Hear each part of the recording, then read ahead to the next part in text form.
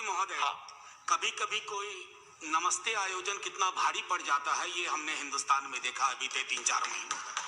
तो आगे से बड़ी सावधानी बरतनी होगी। सर, आप थे सदन में, एक दिन मैंने कहा था कि हम लोगों को दैहिक दूरी शब्द का इस्तेमाल करना चाहिए, सामाजिक दूरी नहीं। सर, हमारे मुल्क में वैसे ही सामाजिक दूरी बहुत है सर, इतनी है कि हम उसको भर नहीं पा रहे हैं। हम ये नहीं भूले कि सामाजिक दूरी के बाद एक जमात के ऊपर मुकदमा होने लगा और कई और जमातें जो नमस्ते में थी या सरकार टॉपल करने में थी, उन जमातों का जिक्र इस अफसाने में नहीं हुआ। ये चिंता का विषय है सर। कोरोना संक्रमण मार्च के आखिरी हफ्ते के हालात हम सब वाकिफ हैं सर। लॉकडाउन हुआ।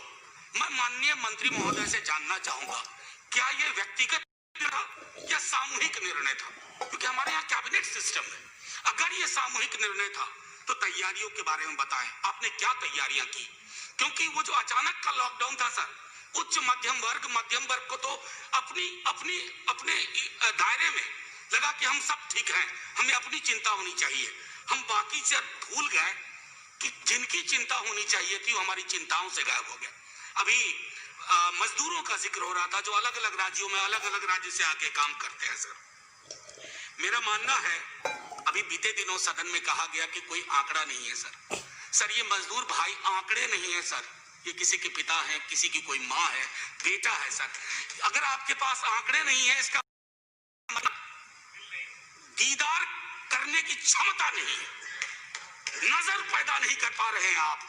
5 समृद्धि के टापुओं के निर्देश पे आपकी सरकार चल रही है और असमानता के महासागर में गोते लगाने वालों की कोई जिक्र नहीं है सर। मैं सदन की ओर से माननीय उपसभापति महोदय, मैं प्रपोज करता हूं कि हम सबको एक माफीनामा देना चाहिए देश के उन तमाम मजदूर भाइयों के लिए जिनके बारे में हमने चिंता नहीं की, जिनके बारे में फर्स्ट और सेकेंड लॉकडाउन में कोई बात नहीं हुई। थर्ड लॉकडाउन के बाद जब छवियां बिगड़ने लगी तो अचानक से हमने कहा कि ये क्या हो रहा है। ये माननीय उपसभापति महोदय, मैं अपने दल की ओर से निजीकरण और बाजारीकरण के खिलाफ हमेशा रहा। मैं आज कहता हूं, कांग्रेस के साथी भी याद करेंगे, 90 से जो आपने उद्यम शुरू किया, आज देखिए बाजार के मध्य हेल्थ और एजुकेशन को आपने रख दिया।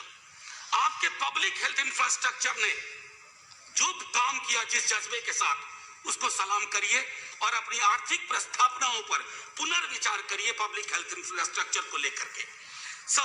सिर्फ कोविड वॉरियर वर्कर्स को ही ट्रिब्यूट नहीं, सबको। हमें दुख होता है कि जब सरकार के आला लोग ये कहते हैं, सर एक मिनट, दूसरे देशों की तुलना में हमारे यहाँ मौत कम हुई है। सर, ये घोर असंवेदनशीलता है, ये घोर अमानवीय बयान है। उन घरों में जाइए, पूछिए कि तुम्हारे पिता की मृत्यु हो गई, लेकिन यार बाकी देशों की तुलना में हम ठीक है ना। ये बयानबाजी बंद होनी चाहिए सर। इकोनॉमिक इंपैक्ट में मैं सरकार से आग्रह करूंगा, हाथ खोलिए 7,000 8,000 रुपया non income tax paying family को। और सर, आखिरी टिप्पणी करके खत्म करूंगा, ऑडिट और पारदर्शिता से दूर पीएम केयर्स फंड का कई बार जिक्र हुआ है। मेरा मानना है कि नाम और काम में थोड़ा तारतम्य होना चाहिए। और हमारे बीजेपी के एक मित्र वरिष्ठ साथी कह रहे थे, सहकारी संघवाद के का बहुत अद्भुत उदाहरण उन्होंने दिया, महाराष्ट्र फोकस रह गए। मैं भी बिहार के बारे में बहुत चीज कह सकता था, लेकिन ये राजनीति का विषय नहीं है। 1 सितंबर से आरटीपीसीआर किट महाराष्ट्र को सस्पेंडेड है, पीपीई, N95 मास्क, वेंटिलेटर। तो आपके सहकारी संघवाद के आइडिया को प्रणाम। धन्यवाद झा जी, धन्यवाद सर। जय हिंद तो बोलने दीजिए सर, बस जय हिंद बोल के खत्म।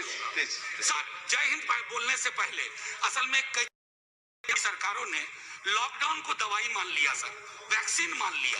ये घोर अवैज्ञानिक सोच थी। अब बोल रहा हूं सर, जय हिंद, धन्यवाद।